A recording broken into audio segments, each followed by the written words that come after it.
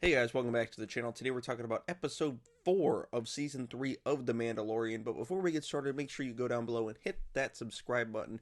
Many of you that watch are not subscribed. It is free to do, so just click that subscribe button and help me out. It helps the channel grow, it helps us reach more people, so make sure you hit that subscribe button and like the video while you're down there. Now let's talk about chapter 20, I think it is, of Mandalorian overall, The Foundling. This episode opens up with some, Mandos training on the beach. It's almost like the Top Gun Maverick scene, except they're not shirtless and sporting cool mustaches. They're just training with all sorts of stuff, knives, flamethrowers, hand-to-hand combat. And then it pans on over. It's panning all through these Mandalorians. Pans to Grogu messing with these like rock lobsters, rock crabs.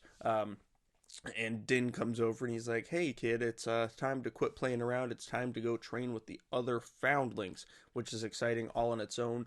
And he picks Grogu up, takes him over, says he's the next challenger, and he gets this kind of cocky little kid that's kind of saying like, "Hey, this kid's too small. I'm gonna whoop this kid." And he chooses darts as the weapon. So Grogu gets darts on his arm. Can I smell a new Funko Pop? Yes, I can.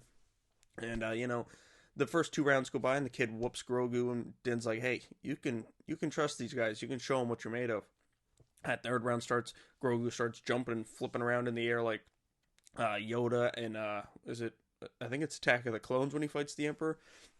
Was jumping around, flipping around, and nails the kid 3 times and wins the match with the Foundling. So that was really cool. Grogu's kind of assimilating himself into the Mandalorian group, the Mandalorian culture, and then all of a sudden the kid he faced off with gets kidnapped by this giant freaky bird creature, and all of the Mandos, Mando, Din Djarin, Bo-Katan, is it Paz Vizsla or pre? I think it's Paz Vizsla because there's pre Vizsla and Paz Vizsla. I think we're dealing with Paz Vizsla.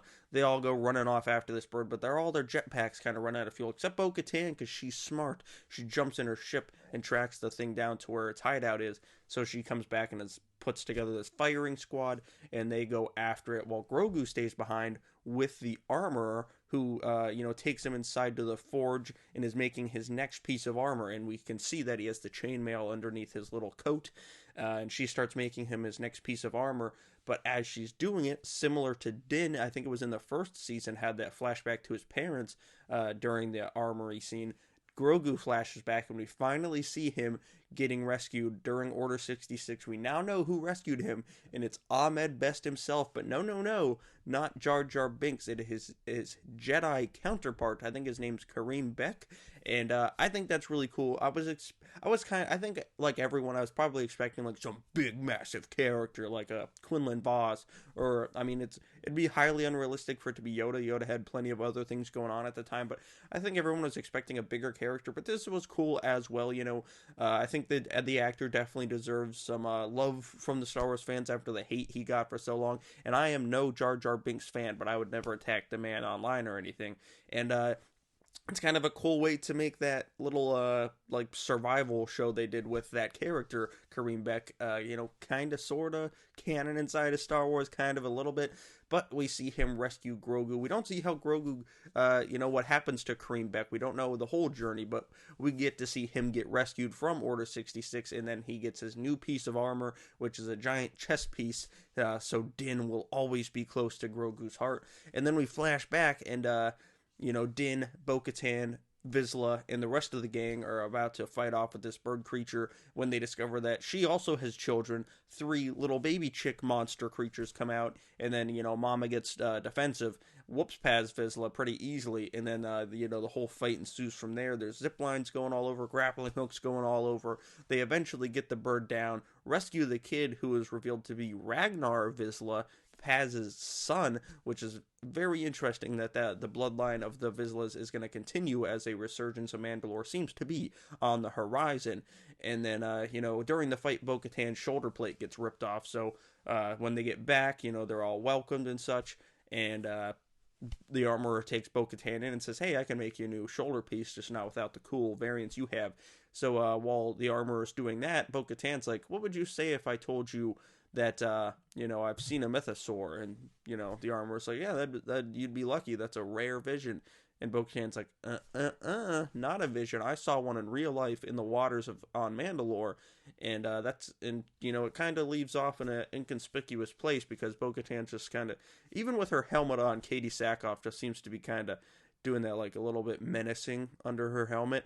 And this kind of, I feel like this is kind of the start of her kind of slowly worming her way to take over this Mandalorian sect and, insert herself as the leader of Mandalore, and then probably challenge Din for the Darksaber, and that's kind of the antagonistic role of the season. I really like this episode, just like the rest of the season so far. I've really liked it, but we are halfway through the season now, and I kind of feel like things are moving a little slow. I feel like we haven't really gotten too much farther in the storyline than we were at the beginning of this season, and we're halfway through now, and I think maybe the reason of that is, like, before in the first two seasons, Mandalorian was the only show telling this big story they're telling, but now they have Book of Boba Fett telling the story, Ahsoka's going to be telling the same story from a, different side of things, Skeleton Crew's going to be part of the same big story, so I feel like things are slowing down.